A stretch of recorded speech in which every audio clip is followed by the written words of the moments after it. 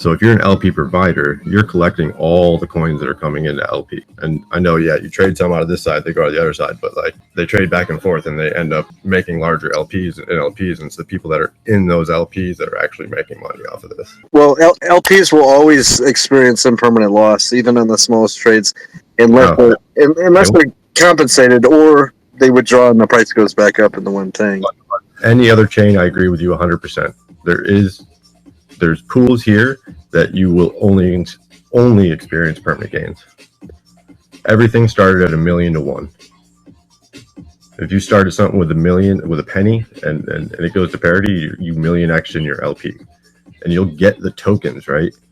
Like these tokens that were never in LP, they then get value. So it doesn't even matter if the price of it goes down, let's say 90%, right? Like let's say you put 100 tokens into an LP, price goes down from $1 to 10 cents, but people have dumped 1 million tokens in there. So now you have 1 million tokens worth, cents, right? That's every LP on this chain.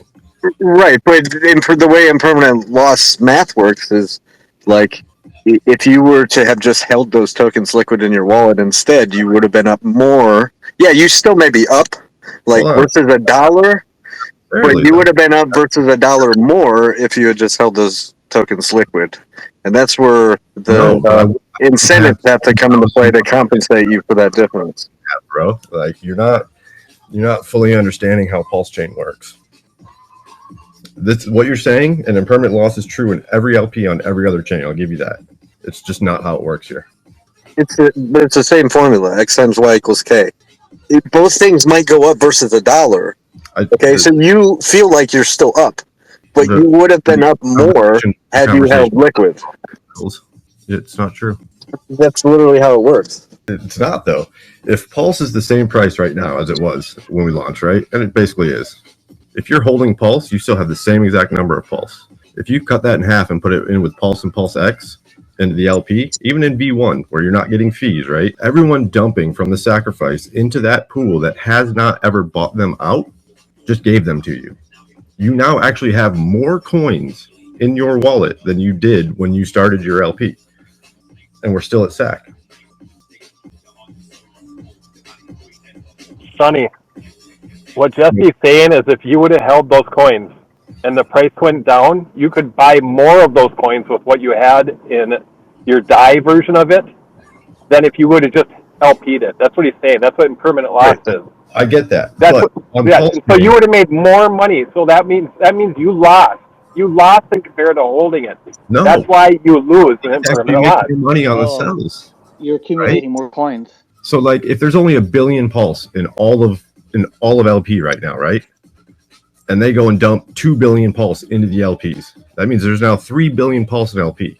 LP positions are to an extent up 3x. It's not because they take out the other side. Let's say they're up 2x. If the price goes down 50%, you can buy whatever you want. I'm already there. And there's still 5 billion more coins that can theoretically be dumped, right?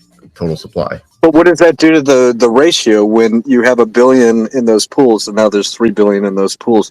The ratio between those two tokens is now like you just sent the ratio down like however 95%, 99% or whatever it is, right? Well, right. Let's assume it's going to shoot the other one up so high, they're going to dump 3 billion into the Pulsex side as well. Like either way, those tokens that were never bought out of a liquidity pool that came from a Sacrafice or a free airdrop or from Ethereum, those are minted or new tokens into an LP. All that money goes straight to the LP providers, man. Damn, get it, Sonny. It's the basis of Pulsechain, man. Simple. Step there.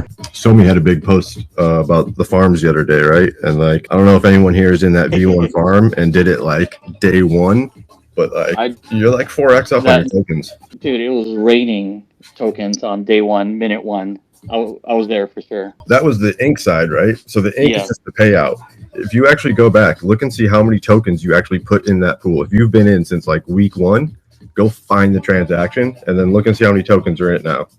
We're basically at SAC, so the ratio shouldn't be far off depending on where you put it in, obviously. But you can then do that original ratio math to the new ratio, and the difference of the two is what you've actually made in tokens. It's how many more tokens are in that wallet.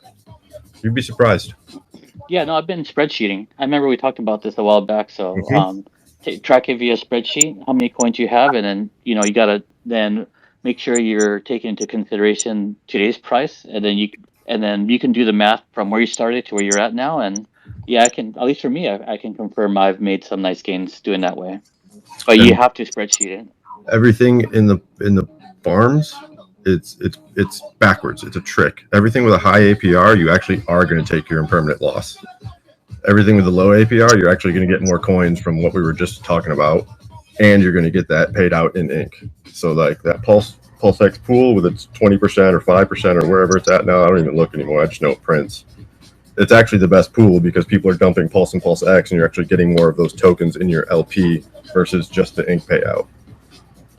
Yeah, I think some of that's just a product of people going back and forth. And one chart does better than the other, and then the other one does better than the other one on a different day.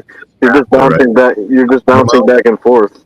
If you look at the dollar amount, it's a trick too, because the dollar amount changes, right? You have to look at token counts, and you're actually getting your percentage of that LP of the number of ink tokens put into each block. Biggest thing you can do is the dollar signs out of everything you look at, and just look at tokenomics and token counts. Yeah, go for it. Right. So your beginning percentage is not equal to your ending percentage. Like, say if it's been 1 year, you understand as that, other right? people come and go, that percentage comes and goes too, right? Changes, right? Most people look at normal tokenomics. They think, oh man, I had 1%, and then this guy bought 2%, right? Well, when you do LP, you're actually minting a token, so it's not this dixing contest to get a higher percentage, right?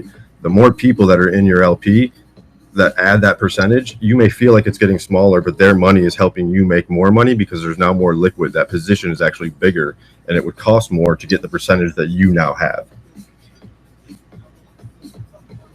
Right, now we're talking about something different. But I understand what you're saying, but when it comes to impermanent loss, which this started at, like you're right. Like the higher percentages tend to have higher impermanent loss. Mainly that's why they pay so high, because there's not as many people doing it, because they're smart. And people seem to forget that the only people that used to provide liquidity were the people that had to provide liquidity because they couldn't get out of a coin. And the only way to do that is they had so much of it was to provide liquidity. But now we got people like new people thinking that they know what they're talking about because they're not losing, they say.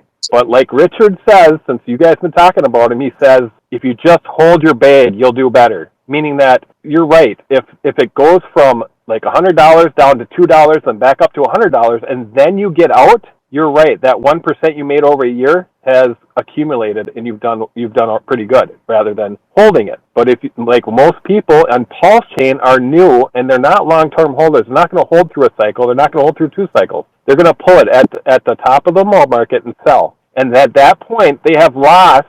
The average impermanent loss for most small holders providing liquidity will probably be 30 to 50% if they would have just held, and that's what we're talking about. So you're saying, like, you're right, between Pulse and Pulsex, which people prefer, that's a good pool to be in because it's lower impermanent loss, because you're going to end up with, either way, it's going to be a good token. So we get what you're saying there, but as far as impermanent loss goes, Jesse's right. Everybody's going to have impermanent loss. There's no such thing as you're always going to do better than if you just held them. But you're right in what you're saying, that you will accumulate more tokens of the ones you want to hold. But you are going to lose versus if you just would have held and then bought tokens of what you wanted on the other side, you would have done better.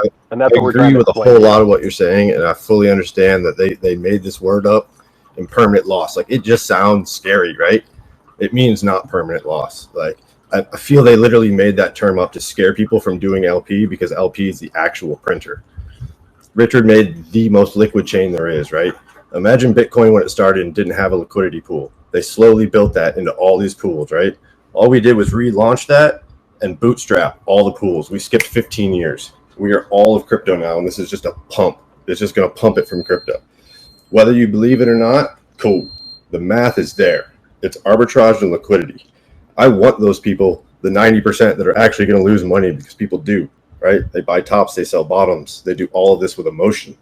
Those traders, they can trade. You know what I'm going to do? I'm going to take my percentage of 0.25% every single trade they do. We have the chance to own the casino. You don't have to play in it no more here.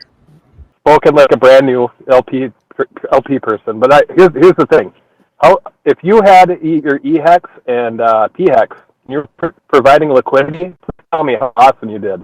Nobody provided liquidity in that pool that was so awesome is very happy anymore. But that's not impermanent loss. And hey, they got all these extra. There's all these extra Ehex in there, but they didn't lose. Please tell me that that's what you're saying, right? Because they're providing liquidity. And so if you can honestly tell me that that's better than holding, then I guess you're right. You can. And that's just an extreme way of showing people what happens when you provide liquidity. So this is an interesting one because prior to Pulsechain, I've never held Hex. I now only hold it in the Hex LP. Hex had the ability, all they had to do day one was bridge over, fork their Hex with the new Hex, and they would have won Pulsechain, but they didn't. Richard tried to teach them liquidity when he launched over there with a stable coin so that they didn't have to ride ETH. They could just ride stable coins. He did the same exact thing here. We are a stable coin backed chain ready to moon. If you didn't get the liquidity lessons in Hex and you didn't get them in the last year in Pulse, hold your coins in your wallet and wait for the top and sell them then. What should be done.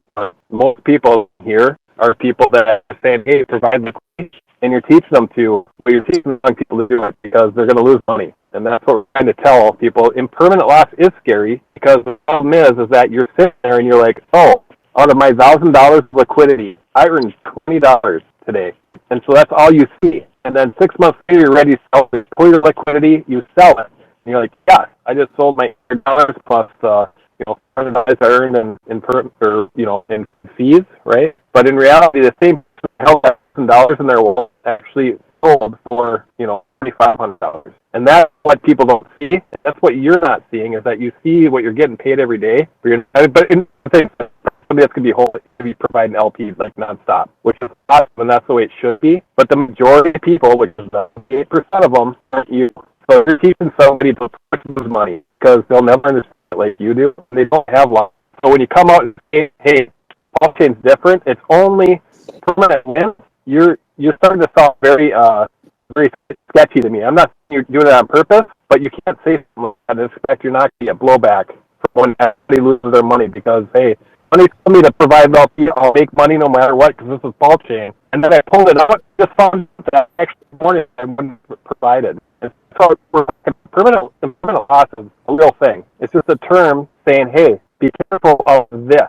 Because if you pull it out at a certain time and you don't know better, you're going to lose. You know what I mean? So sorry, I sound kind of harsh, but it's just. I never said every LP. There's tons of LPs with impermanent loss, but I'm also not talking about most of crypto, man. I'm talking about Pulsechain and the people that we have in this space. This is Pulsechain, man. These are the people I'm talking to. I'm not trying to onboard new users right now. Like the people that have been here for a year, we're the ones that deserve this and want this information. Like absolutely. The whole point is saying it's math.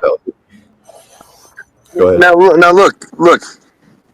When you provide liquidity in Uniswap V2 style pools, Uniswap V3 is a whole different animal. I tried to talk about Uniswap V3 like a couple months ago because it's actually really cool, the things you could do on it. People hated it. It still works, by the way, on Pulsechain. You can still use Alex's front end and go provide liquidity there if you want. But for some reason, people are stuck on this Uniswap V2. And Uniswap V2, or Pulsex, you are left with more of the thing that went down in value and less of the thing that went up in value. And literally the way the math works is you just experience some loss. Now you're compensated for that by some ink tokens, which if you spend those right, or if you dump them, and this is why a lot of people call it a dump token, other people like to speculate it with it, but if you do the right thing with your ink token or if you were to dump that and then repurchase the side that you lost and add that back in liquidity and continuously do that, you could end up exiting a pool and being okay. But that's the whole purpose of the incentive token, to compensate you for that loss that I just spoke about, being left with the thing that is more of the thing that went down in value and less of the thing that went up in value.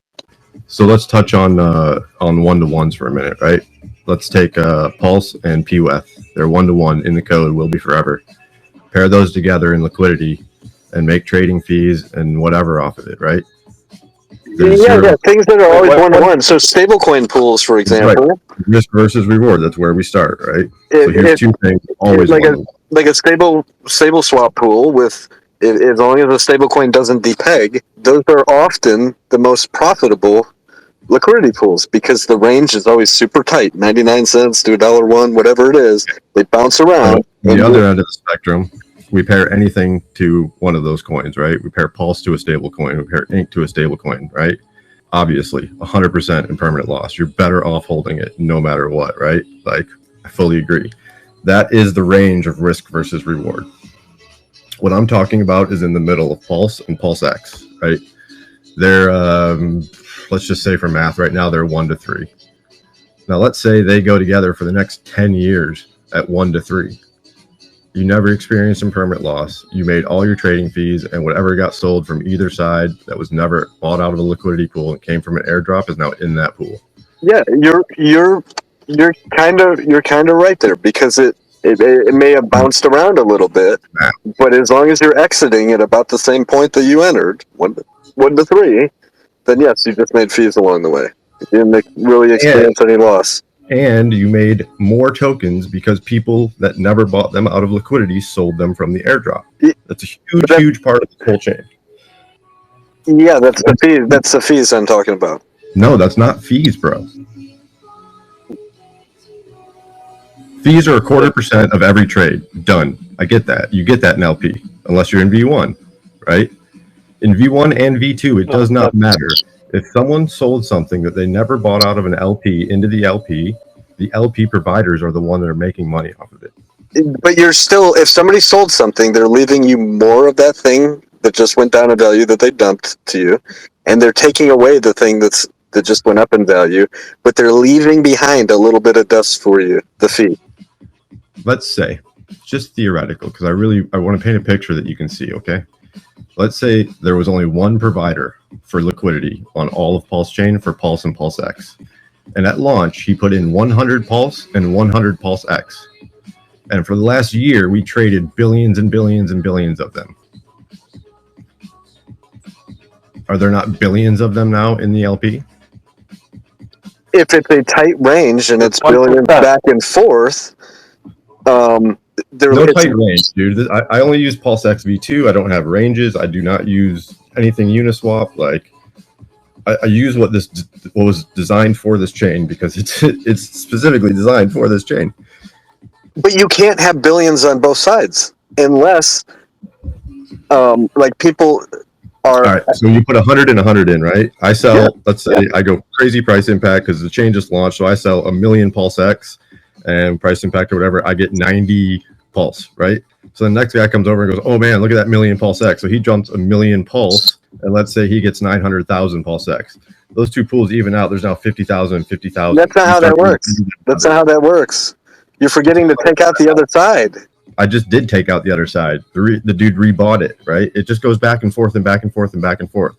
The point is, if you sell something into an LP that it is not bought out of, it is now in the LP.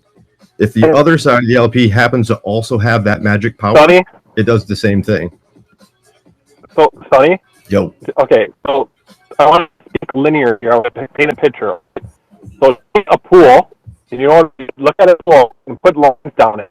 Have you ever looked at the V2, like liquidity on chain where it's like right? And each line has so much like pulse in it. And on the other side, there's a line that says this is how much pulse is locked here. So when you provide V2, you provide 100 pulse, 100 pulse. What you've done is that for infinity, you split that up, that 100 pulse. So if somebody comes in, trades, they're only trading in a portion of that V2, right? So like, you're take all this into point. So let's just say if there's 100 million side of it, like you're saying, technically on V2, there's only like 50,000 pulse in each little part, right? That's being traded in between that range. And so if somebody comes in with 1 million pulse and they get 1 million pulse and they pull, let's just say it's 1 to 1, they pull out 1 million Pulsex. They leave. They pull out they pull out less than 1 million Pulsex. They pull out 1% less. It would never be 1 to 1.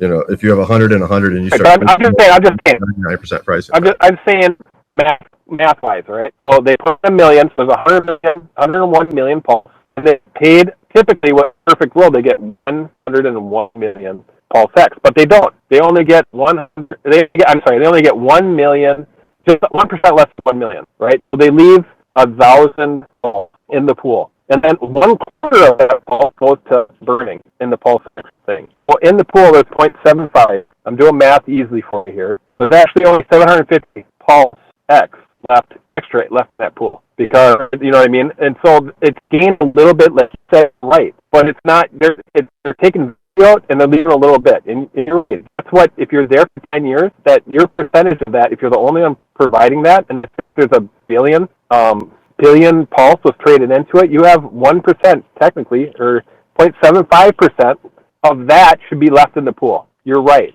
absolutely. But then, like Jesse said, that you have to make sure that you leave the pool exactly as you went in. And people don't. People go full bore price impact. They don't care, right? Like, but mathematically, if you look at the pools and how they act, like if you knew how many pools I started with $10, literally with like 100,000 pulse, that's now worth $5,000. Like, it's actually just stupid. And it's all these little pools. Like, you don't have to be a dev here. You don't have to launch your own token. You just go find one that's a copy of ETH. But the value against the dollar is not the impermanent loss that you've just experienced. You've still experienced impermanent loss. You're just not. You're looking at it from the dollar versus the dollar. Right? Like Dogecoin, I put like 100 coins into that. I have like 10 million coins now, and the price is not up that high, but my position's huge because people dumped their coins into a pool that never existed, and I gave those tokens value, right? So they sold them for stupid cheap with high price impact and just gave them to me, and their tokens still hold the value, right? Because they don't dump it 99%, because all my pools have 100 different pools to arbitrage. They didn't just give them to you, dude. They took the other thing that you had to put in too. Yeah, I earned them in LP. You can say it however you want, right? But like at the end of the day, they took something of value that they had and gave you something of less value. They gave you something of value, or they gave you something of less value than they took away from you. The premise of something I heard that doesn't make sense, and I want to. I have my opinion, but I want to explore that and see if there's something wrong here. Because I heard that someone was providing liquidity and getting more of the coins on both sides of the pair. That's not that for me is not possible, and that's what someone was trying to clarify a few minutes ago, and he couldn't. So I would just like to understand, how can you get more coin A and more coin B when you're pairing coin A with coin B? You can, right? You cannot, but Sonny seems to believe that he can. You can. When those tokens... Okay, Sonny, then explain to us in a clear way, how do you get more tokens on both tokens on a pair? When both tokens supply increases and that supply gets dumped into the pair. Yeah, I heard your example when someone bridges ETH into Pulsechain. First, you get the minted wrapped version, which you have to sell for something. So when someone sells you the wrapped version of ETH, you need to give them something back. So if they sell you the WETH and you have WETH paired with PLS, you're going to sell them PLS for your ETH. You get ETH, but you lose PLS. You don't get both. Cool. I mean, you can go back to trading fees and say 1/4% of that went to LP. So 1/4% of something that was never in an LP just went to an LP. Is that not simple enough to start? No, man. That 1/4% is paid in PLS, which was already there, not in ETH. No, it came from a token that just got minted and sold. So 1/4% of that went into it as well. But it's sold to your pair. So you don't. When someone sells you something, you pay them something. If they sell you a wrapped ETH that wasn't on Pulsechain, it doesn't mean that more coins now appear in the LP. They need to be put in the LP, and they're put in the LP when someone sells it to you. And if they sell it to you, you need to pay them something. You pay them in PLS, for instance.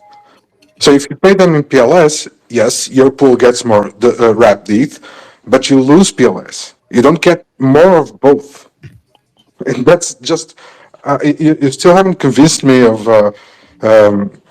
what you just said. Because you said that you have an LP with Doge, and you have much more. You started with 100 coins, and now you have how many millions of one and how many millions of the other.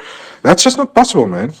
I could sit here and tell you how to build an engine all Okay, day. it's possible. Until you go do it is. yourself, you can't It do is it. possible. The best thing I can recommend Sonny, is I can say LP pools and writing down exactly how many tokens you put in. Stop paying attention to dollar amounts. Just put in how many tokens you put into a pool and pick 2 coins that have an airdrop or a lot of coins out of there that haven't been bought out of LP yet, and just sit on it and watch. Do it with $1, man. Like, it's Pulsechain. You can do stuff with $1. The education. Yeah, all right. I get you. I would just like to understand the math because yeah, I could try that, I'll give you the but I would math. just like to understand the math. Yeah, I understand what both sides are saying here, and it's hard for me to explain the dynamic behind it. But if I've done it before, and if you would put wrap pulse on one side and the copied, wrapped, not the, yeah, the copied wrapped ETH, which is pretty much 1-to-1 in a pool, and you just let it sit there, you're going to get more of each token in the end. You come out with more tokens in your pool. Your LP gives you more tokens on both sides. So that's the best example I can give to explain maybe what Sonny's saying.